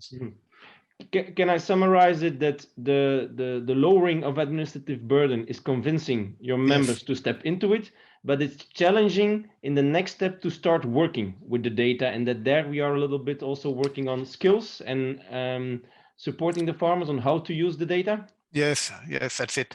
We at the moment we produced a sort of POC with Excel spreadsheets, and we are actually developing it with them. But it's still a POC, and we are planning to develop a real service for helping them. We want to develop a sort of this decision supporting tool in the second time. Okay, thank you very much. Richard, very nice to see you and to meet you again, although it's not in real life, but nice to see you. I know the 4D4F, besides a fantastic name, it was also a fantastic project. I have a question for you, a challenging one. The question is, did you look into cost-benefit analysis? So we are there with the question of the payback, and can you give some examples where you saw farmers taking up technology based on good cost-benefit analysis or reasonable payback times? Yes, thanks, Jürgen. Yeah, I think with all the dairy tech that's been used within Europe, it's largely been bought by the farmers for fertility, and there is a very easy way of determining how much benefit the farmers will get depending on their own circumstance, because it really replaced the 24-hour surveillance on cows, replaced the heat detection, and in technical work you have a lot higher submission rates, a lot higher fertility rates using technology. So that is easy to quantify, and that is the driver for why a lot of farmers have taken up the systems. However, it is much more difficult to quantify the health benefits of this, because when you look at the benefits, 80% of the benefits for farmers is actually in recovery of milk that they would have lost had the cow been sick. And farmers don't see those costs. They only see the direct treatment costs and the milk they're throwing away. And so it is less easy to quantify that. And as far as benefits, it's very much a case of what are the issues on the individual farms, and which technology can we put in that addresses specifically the individual farm issues. So yeah, it's a very broad question, very difficult to actually come with a broad statement on any technology. You buy this and you will make this much money from buying this, because it is very much farm dependent. In the framework of the goal of today, could you help us with some advices on how to make these benefits for the farmers, of which we know they are there, like you gave an example, but they don't see it yet? Do you have any ideas with your experience as well, being a farmer yourself, as being in the project? How should we address that? Yeah, it's the benefits are from the farmers thing. It is how to use the data and how to make earlier and better decisions. So that is always the key, but also how to make your systems better. And you've got the ability with cloud-based systems to actually invite some advisors to look at the data for you, because what the farmers are seeing are alerts saying something's wrong. But a lot of the benefit from the system could actually be, how do we make things better, which is only slightly suboptimal. So in dairy, we look at the rumination rates, and also how do we get that to the perfect level, rather than just looking at an individual cow that is not performing very well at all. And that then leads to consultative approach by the advisors to the farms, who can actually access the data, which farmers often don't have the time to do, and come with solutions to that farm on how to make their management better. All right, great. Tom, welcome in the panel. Nice to see you. We have a question from the chat for you. Can you elaborate on the perception that advisors now have towards digital tools and how easy it is to transfer these tools towards advisors and how they adopt them? Yeah, I suppose, Jürgen, the perception is varied because it's we're talking in general across the whole of Europe. So within the project, we have seen that there is a realization more and more among advisors that there is something happening in digital tools, and there's good examples from the sharing of experiences from between advisors through the platform in terms of how to do their own job better. But I suppose the main I suppose issues that they arise is the fact that a lot of digital information is held by the farmer and is not available to the advisor because of the systems that are there in place. And you know, we've seen some really good examples where, for example, big data is shared through an agency access for advisors and veterinarians and others. So this is a really good means of collecting good data, but also of using the data. And I think we've been very successful at collecting a lot of data, but not so successful at using that data and using it to its optimum. So I'd really, I suppose, come back to the example of the kind of industry-led initiative in Ireland through the Irish Cattle Breeding Federation, and how at the moment the whole of the industry is involved in the data collection, but also is enabled to use that data in their daily work. And advisors appreciate this because it means that you bring with you the reports from the system, and that enables you, it makes it easier than asking the farmer for reports and information over the phone, or trying to get access to information that's produced by systems. Okay. I suppose look at it, it is also bringing the level to another. The analysis and use of the data is bringing it to a very high level for advisors. So again, the need to be more specialized in the enterprise of the farm, in looking at and knowing what the information is saying and how to interpret it, I think is really important. So a big challenge there is in training of advisors in different systems, and it's particularly in how they can share data. Okay, thank you very much. I would take, because time is running, Tuija, I really liked your the movie you made, and also you have something I think that none of us was able to present in his movie. You have this cross-border collaboration with operational groups. Could you elaborate a little bit on that and convince us how that brings extra value to your initiative? Thank you. So yeah, this has actually been unique in European level because Estonian operational group had it like mandatory during their call to include cross-border cooperation there. And we actually agreed to have cross-border cooperation with 2 different ape groups from Estonia. And I think in practice, it has been really working well. We have had face-to-face meetings and also remote meetings. And then our operational group did a field trip to Estonia.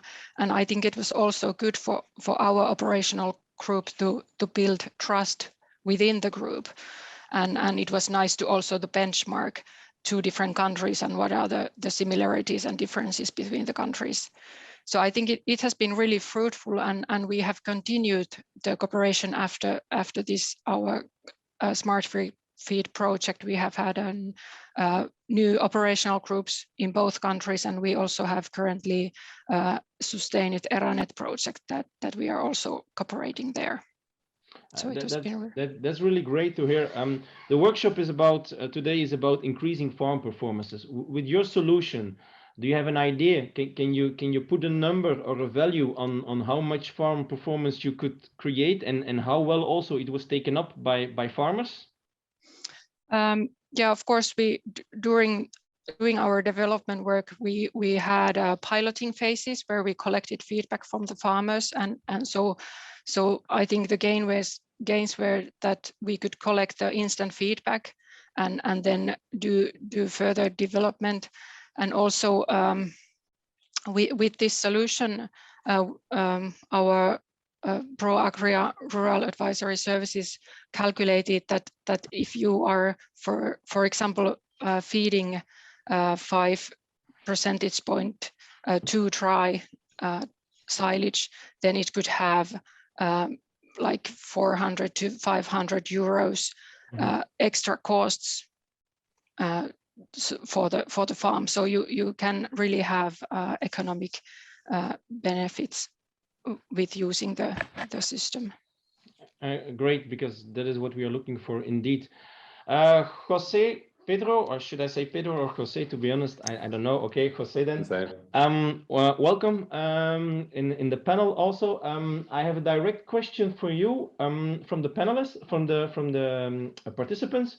Have you also included soil or crop in field monitoring? And how do you connect that information if you have it with your tools? And how is it done? Very well, thank you, and good morning. I think it's a great question.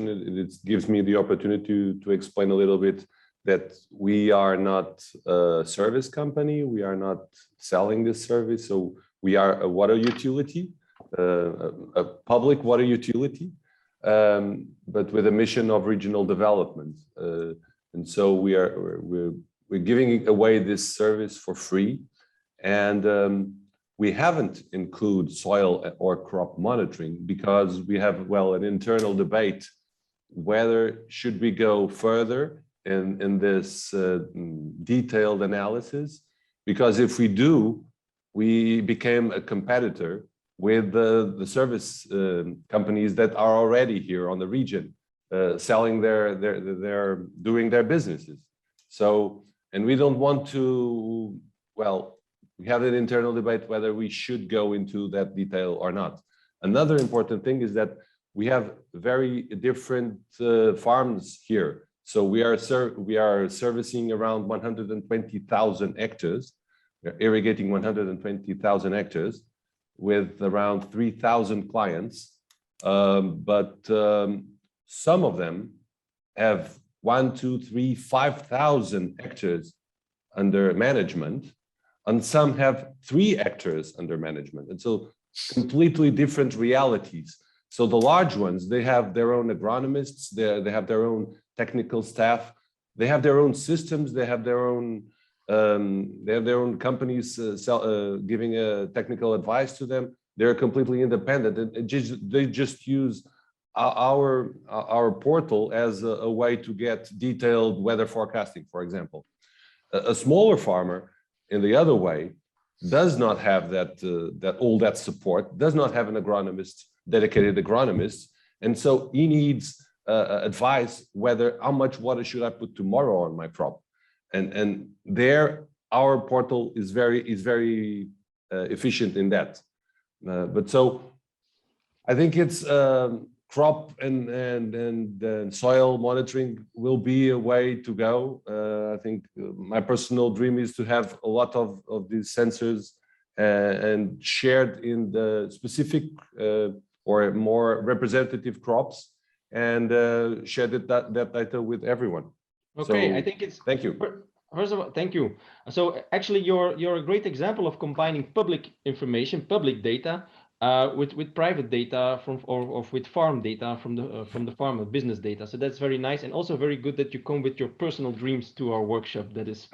Sorry, I haven't answered how do we integrate with the satellite information, for example? Yeah, do it very quickly, please, because I want to do one last for example, question. Sentinel Hub, for example, the information is there available for everyone. What we provide is a filtered way for each farmer to have its own map, because it's not easy. We've been discussing about using the data, right? And if you have if you're your own window to your own farm, then it's easy. You have the NDVA, the intensity of the photosynthesis, all that information for your own crop, and we just provide that filter and that zoom for your own farm. Okay, I have one last question, and the person who takes the floor can answer it as the first one, because I like it a lot, and it's a little bit a more technical one. It's somebody saying in the chat, yeah, we see a lot of very great applications with the data, but does anybody think about also how to control the data, how to bring in security to the data, and do we do that by design? Is anybody in his project wanting to comment on that one very quickly? Can possibly comment, Jürgen, in that it's important that farmers benefit from the value of the data. They own the data, and they need a trusted partner, really, who the farmers don't have time to go out and market it. So if they have a trusted partner who they can who they tell that what they are happy there for their data to go with, and that partner can then be a go-to place for companies who want to buy that data to develop products and things. That has to be a good way to go. We can't have 101 different companies going to 101 different farmers each time they want to develop something. It would be a big barrier for developing new systems. But it's also a way that farmers can benefit from the data that they have paid for in buying the technology in the first place. Okay, that is an answer to one part of the control, how to give control to the farmer. But also, did anybody specifically work on security of his applications at this moment? So, Jose, I can.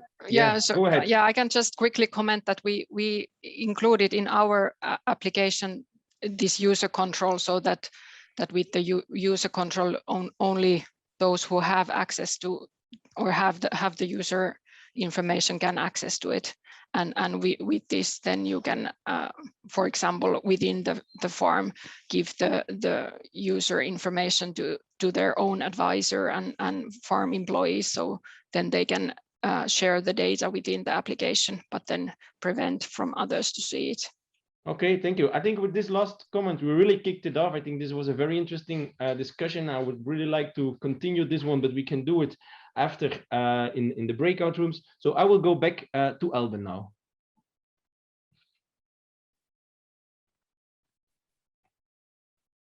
Am I back? Good morning.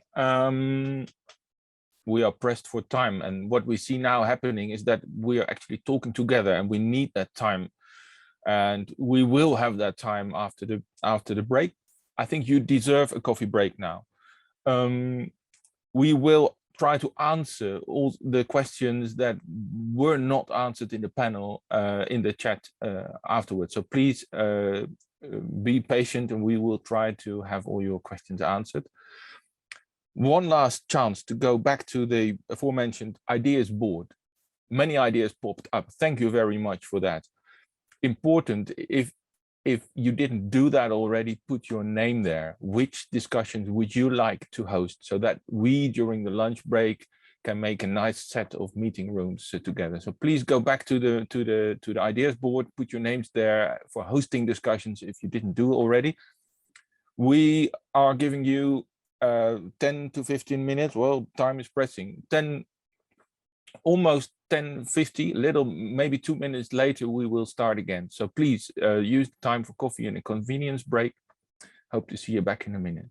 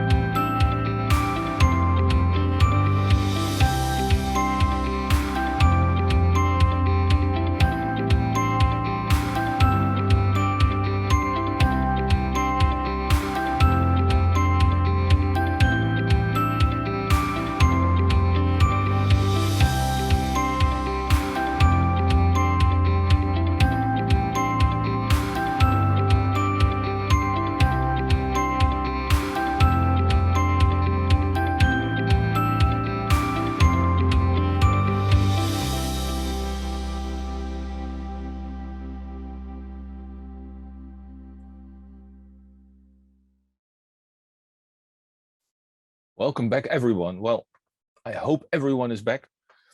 As you can see, we are pressed for time and we're trying to find the flow of this workshop rhythm. I hope you're back. I hope you had a good coffee break, time to walk the dog. Now, next up part of this morning's part of the workshop is really, well, getting into the work of the workshop. We saw presentations and questions by the panels, and now it's up to you to start working and discussion. May I have the slide? Because we are going to do what is in these digital times called a breakout session, digital meeting rooms. Again, I would have loved to meet you all in a conference center somewhere in the middle of Europe, but we are going to do it digitally this morning. What you will find yourself into is a digital meeting room in just a couple of minutes and there will be probably 8 rooms, smalling meeting rooms. We will continue the discussion on opportunities and challenges regarding farm data use. Each discussion will be facilitated by our team. Notes will be made. And this is the first opportunity to really, well, not just face a panel and ask questions, but really start talking together. So you will be automatically transferred to these breakout rooms right until lunchtime. For technical questions, again, use the chat in the breakout session or the plenary. This time you don't have to do anything to reach the breakout sessions. In this afternoon, you will actually actively have to choose. I will see you back at 12:30. Enjoy the session, and I'm very curious at what will happen during these meeting rooms. Enjoy.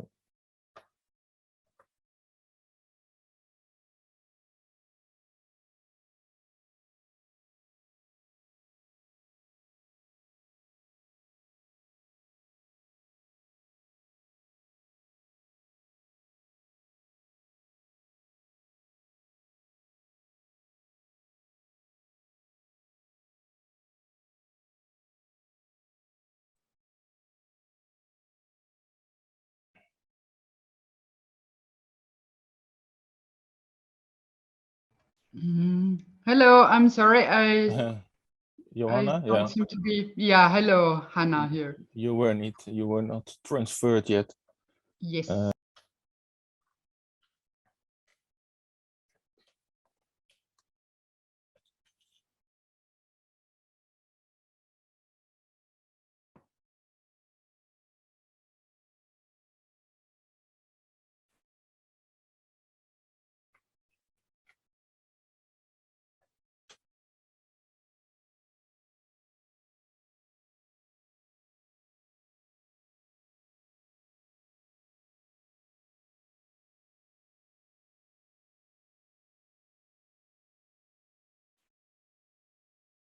Good afternoon again.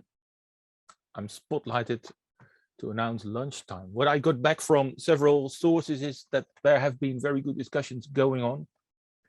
And I'd love to hear more about them because I couldn't join them all. We'll be hearing about that, I think, tomorrow morning. There's a couple of short things before I leave you to a well-deserved lunchtime. Of course, lunchtime these days is about having a relaxed moment and perhaps having a walk, because we need to get our 10,000 steps a day, as you well know. But maybe also you have urgent messages to do. Use the time perhaps to look at the social media and share the experience of today until now, this morning already. Pin your location on the map like we've done before. I think we have gathered a nice cloud of locations already. Use the links in the chat. We will be preparing the so-called sign-up sheet for the afternoon open space project market discussions. So we'll get back to that. And during lunchtime, it's probably clever to leave your meeting, your Zoom session open, mute microphone and video. And well, of course, don't hesitate to ask further questions to us or the technical help desk. I would love to see you all back at 1:40, well, stipt, as we say in Dutch, because yeah, that's the the consequence of an online event. We can't just go get you from coffee rooms and lunch rooms, but we are expecting you back at 1:40. Hope to see you then. See you later. Have a nice lunch.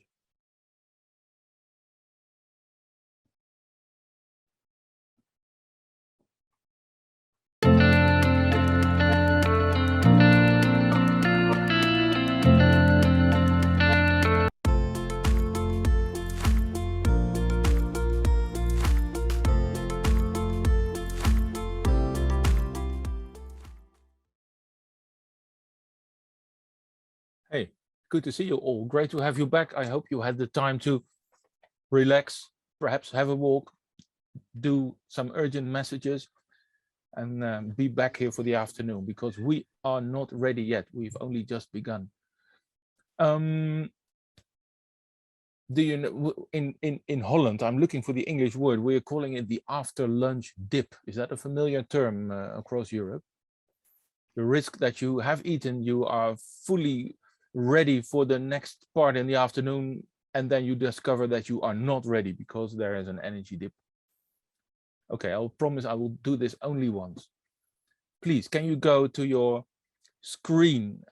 Can you go to view, probably in the right corner of your view browser, and choose gallery view? I want to see you all. Please keep muted, but put on your camera. This is one of the few moments that we are probably able to see all of us. Can you have a look? My goodness, that's a lot of people. I wish I could see you all in a room, but alas. What to do about the after lunch dip? I will do one silly thing with you, and I promise I will do it only once during this workshop, so don't worry and bear with me. We're going to do some data sharing. I want you to use your fingers or any attributes nearby to share some data, and of course data starts with D. I don't know actually if my background allows me to do this. Oh, it doesn't probably. D, there's D. Please describe D, data, with your finger. D. Oh, it's the other way around, isn't it? D. I'm getting some data shared here. You have to take the mirror. Sorry? You have to take the mirror for the other side. I don't know if you see yourself mirror, but okay, the next one is probably going to be easy because an A, I don't know, it's about this, I suppose. Huh? Yeah, it helps. I think the sharing is going all right. As you realize, the mirror effect is taking place as well. The magic is happening because T shouldn't be difficult for you. Yeah. Okay, this is going fine. I think the discussion for this afternoon is going smooth because there's an A to be added. And there, that's great. That's great. I think this helps. After lunch dip, it's gone. I'm going back to spotlight view. I would love to see you all in a room, and I hope to manage that next time. We have not been walking around during the lunchtime, because we had to condense for this afternoon the all the information that you gave us on the so-called ideas board. One word in advance, the people that actually wrote something there, could you please go to the what we now call the sign-up board, the sign-up sheet, which the link is you can find in the chat. I think Celine is already putting it there.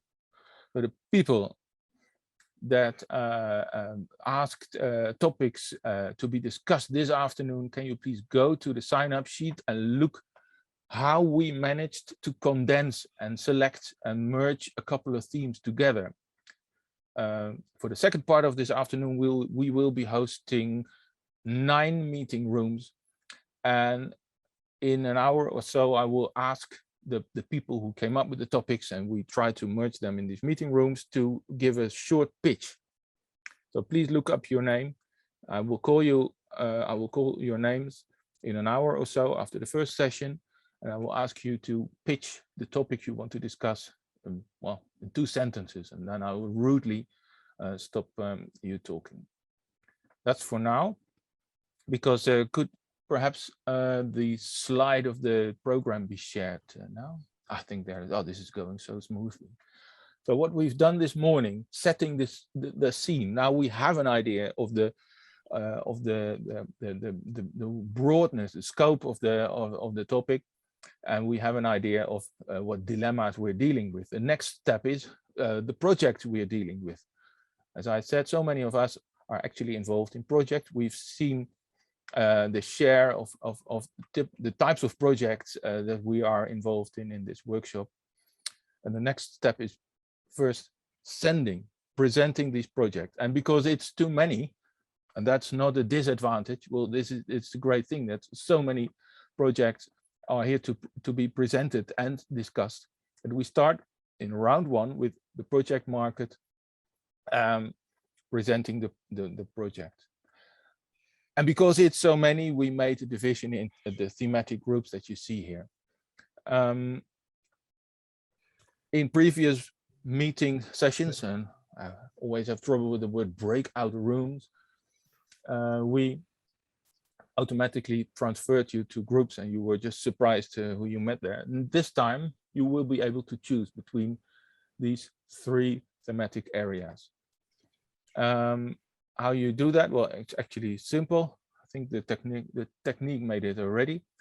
So in a couple of minutes, go to the bottom of the screen and you see the 3 topics presented there.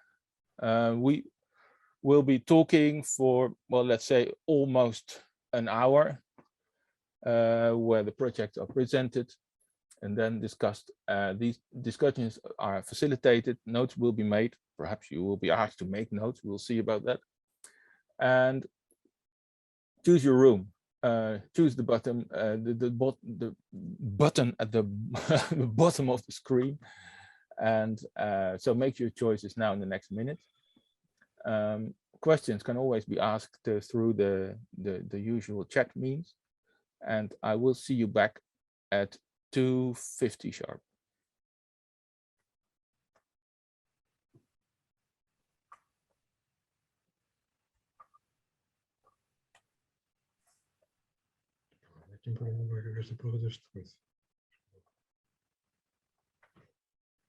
This might take a while, of course, people making their choices. I don't know how many are left.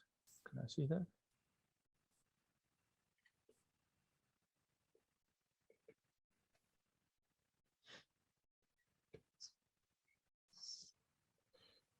Hi, my laptop crashed, so. And you're back? Yeah, me too. Johanna here. Yeah, this is Harris. I'm back. Can you find the buttons on the bottom of the screen? Yeah, but it only gives me the option, and I actually chose, but it threw me back in. I'm trying again. Hold on. Oh. Hi, I actually don't have the options. I just the option is called breakout rooms. I don't know. I have this option, but then I cannot choose. I just see how. Are you using the browser or an browser? No, the app. The app, huh? Oh, wow. There should be a join button with blue. Yes, I don't see that one.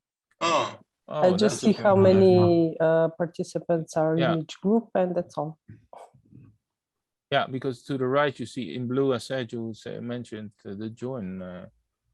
Maybe our tech colleague can transfer you automatically. Gaia? Okay, yeah, I'm in permanent crops. Hello, actually, no, we cannot transfer you. You need to join on the bottom on the right side. There is a button where you can choose in which room you will need to go. And you just click to join, and it will bring you back directly in this room.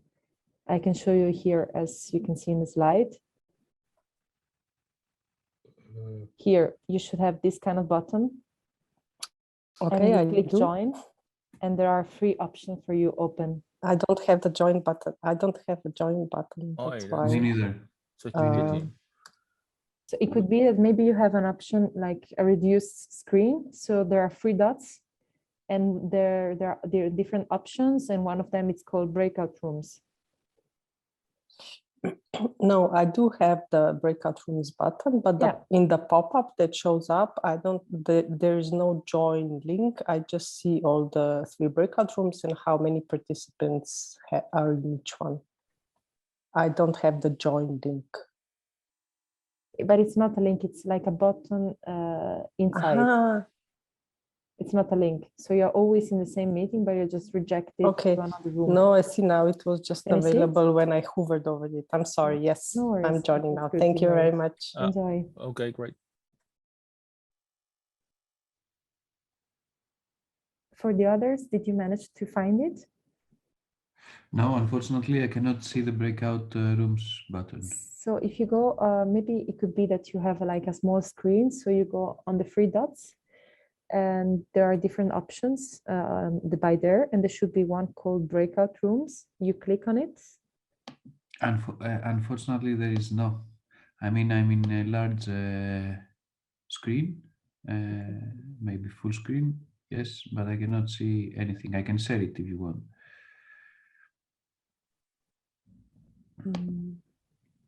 But what do you see as options by there? You see videos. Yeah, maybe Haris, maybe share the screen so we can see.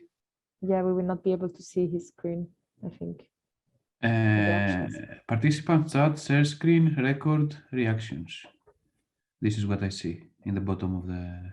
And do you see like more with 3 dots? No, I see more in the view options. If I go, on the top of the screen. Where is zoom ratio, hide video panel, request remote control, annotate, exit full screen, side-by-side mode. And then on the, and then on the right side, I see the leave button. So, yeah. Did you join with the app or by the browser? No, actually, yes, with the app. Sorry, with the app. So you should have it.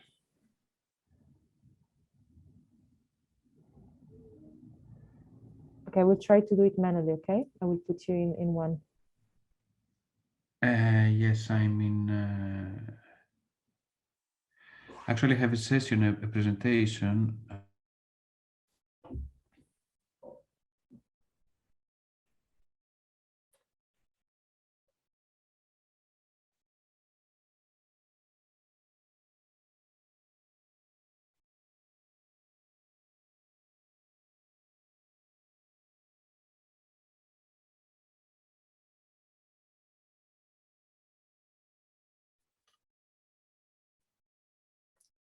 Unmute myself. I get a signal. Are we back already? I can't see. How many people are there? It looks like everyone is back. What I heard is that we had a couple of good discussions going on. What I also heard is that there were a lot of videos, as I mentioned, a good thing, but also I think that takes time. I hope the balance was all right between watching, presenting the projects and having a good talk and the chance to ask questions about that. I promised not to do another energizer again. I keep to my word, but I realize there's something like Zoom fatigue creeping up in an afternoon like this on a, it's getting dark already outside. December afternoon like this, and we're not finished yet. I hope you can find the energy to keep up, and we've been coming back to this a couple of times. Now it's time for the second part of what we call the project market in the afternoon. I think what we should do is 2 things. One is you signing up to the meetings of the second part of the afternoon. And the second thing is that you use the time to do a convenience break, grab coffee, tea, make that one phone call and be back after 1500 hours. But you're not allowed to have coffee before you sign up. And there's another thing. Oh, maybe we have a time problem here, but we'll manage. what we did is we went to the ideas board that quite a number of you put topics on, which was really good, because now we have 9 meeting rooms to discuss, and I think it will be on screen in a second. Is it coming? And I warned the people that put the topics there that there were consequences, and the consequences are good because they will have the chance to host the discussion.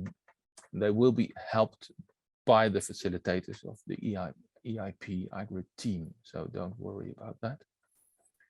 And I also warned them that we had to select, we had to merge, and we came. Can you share the screen up? Oh, there was a message. Yeah, there it is. Great. It's working. So we had to merge. So what you see is some of the hosts are combined, and we behind the screens did our best to merge the themes to the topic that we thought you were wanting to discuss. To make sure that we made the right choice, I'm quickly going to ask the hosts, the ones that are in the pink purple boxes, to come forward and say in 1, maybe 2 sentences, what is it they would like to get out of this discussion? Shall we start left? Room 1, Antonella. Oh, we're going right. Antonella, Sandro Pertini, and I think the man from the American Farm School. If we would discuss farmer education and empowerment, can you say in practically 1 sentence what you would like to discuss? See if this works, by the way. We're improvising here, eh? Antonella, are you there?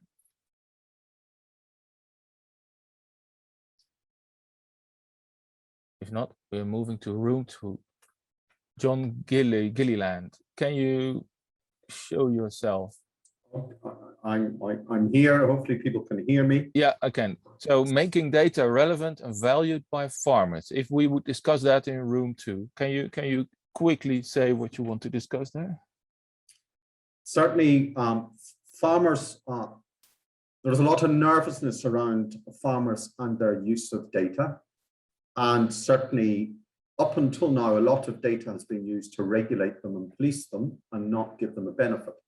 Yeah. And really what we want to see is how do we turn that around and show that actually by sharing their data, there is a benefit to them. And how do they actually understand that and put a monetary value around that? So I want to try and see how we overcome the stigma associated with data previously being used just for regulation and not for empowerment of farmers. Great, thanks, John. Everyone, you will find the link to this sheet in the chat. So keep that link, open it in your separate browser, so that you can see. And I see in the chat, Celine says, please don't forget to look at the 2 last columns. So room 3, data analysis. Rafael, can you update us in a short sentence what you would like to discuss there? Well, thank you. I think that we all are aware that we are managing tons and tons of data. And I got 3 questions. Is which data we must use? Another question is how we have to handle this data. And the last thing is what for, what objectives, and sometimes we can manipulate the data in order to get the results that we are looking for, not to in some way realize what real life is. That's Great, all. Thank you. Thanks, Rafael. Please sign up for room 2 if this is what you find most interesting to start a discussion with. Room 4, quickly going on. Hubert, are you there? Yeah, I'm here. Hello. So it's very easy. We as farmers have a lot of data, and how can we make money out of this? How can we get involved in the chain? For example, for the industry to develop digital equipment or to develop services and so on. So the main target is we have the data and how can we make money out of it for us as farmers. On the farm level, great. Thanks, Hubert. Quickly through to Johannes Pfeiffer in room 5. Barriers to adoption of digital technologies and data sharing. Johannes? Hello, thank you. I think this topic is actually related to the topic before, business models a bit, but I'm of course happy to focus then on the specific question I have asked, and this is about barriers to adoption of digital technologies and data sharing. And I think many farmers, especially small farmers, are still reluctant to use digital technologies for many reasons, and I'd like to talk about solutions to overcome this issue. Great, thanks, Johannes. Quickly through room 6, data readiness for decision making and data integration. I think Tom Kelly is that, and Paul Launch. Is this the logical combination? Don't answer the question. Just try to find a common sense. We hope that this was a logical combination. Can you make a pitch? One of two of you.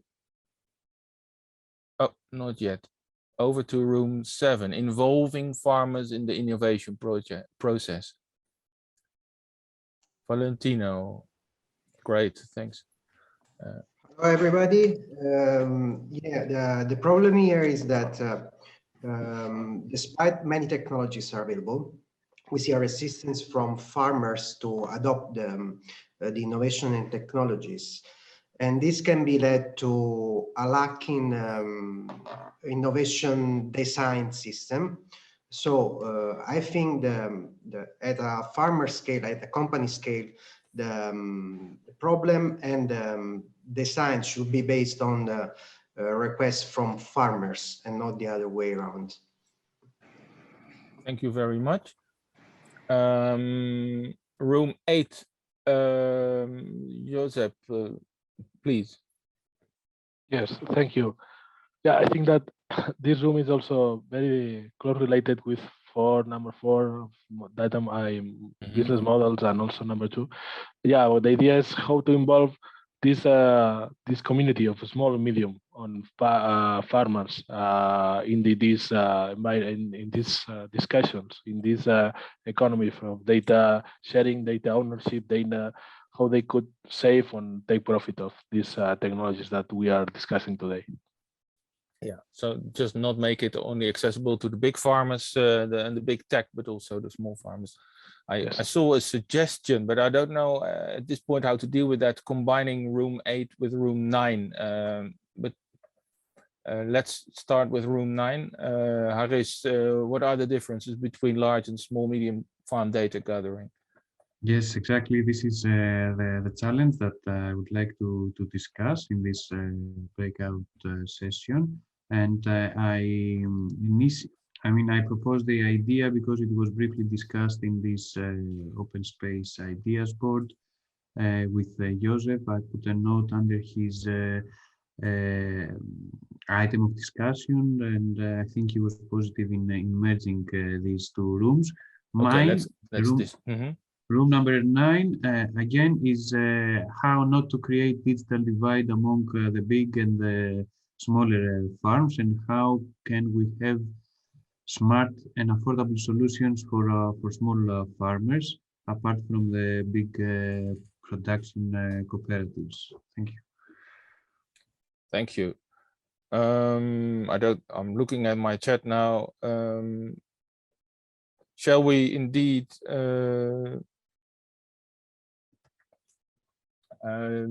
merge room 8 and 9? Is there any quick way to do this? I think we propose to do this. Yeah, that's a good. Yeah, okay. So if you find the time, you can sign up like many people already did in the white boxes. You see that using the plus button under each topic. Room 6 at this moment is not clear whether the hosts are there, but we'll try anyway. Yes, I am here. Oh, good. Yes, me too. Okay. Great. Okay, then I'll give you 1 minute. Oh, there's not too much time for coffee, but we'll try. Paul, please. Well, actually, at the moment, I suggest that this is because of the challenge that some of us are facing and at the time of integration of data. So understanding that we can get an enormous amount of data from different technologies, but the question is how to integrate it to get meaningful data. Perhaps this could be part of a discussion of already mentioned groups. And if there is no people in, no more names other than this, perhaps we could be integrated in other groups, for instance, in room 5 or some previous ones that I've seen that could be also relevant. Yeah. Yeah, room 3 as well. Yeah. I leave it now to Sarah and Sergio to quickly make a decision on this. And then it's probably indeed clever to combine. So please sign up to the discussion. Know that we decided that in order to give some flexibility joining the discussions, you will be able to have to switch rooms after approximately 30 minutes. And that's, of course, the host and the facilitators will let you go, but that's the easiest way to do it. We have 1 hour to discuss this. What would ideally come out of this is new ideas and new initiatives, and say, okay, now we know what we are working on in the current project. But if looking at these topics, these are the topics that need to be tackled in the next years, and these are the initiatives we want to take together. So if that kind of matchmaking would be going on this afternoon, I think we would all be very happy. Sign up to on the sign up sheet, but more importantly, at the bottom of the screen again, there will be the same numbers as breakout rooms. Of course, these will be the meeting rooms where the discussions will take place. They will take place from now onward to approximately 4 o'clock. Albin, room one has not yet been presented. And that was because no one showed up. Is there a host who wants to take up the discussion of room 1?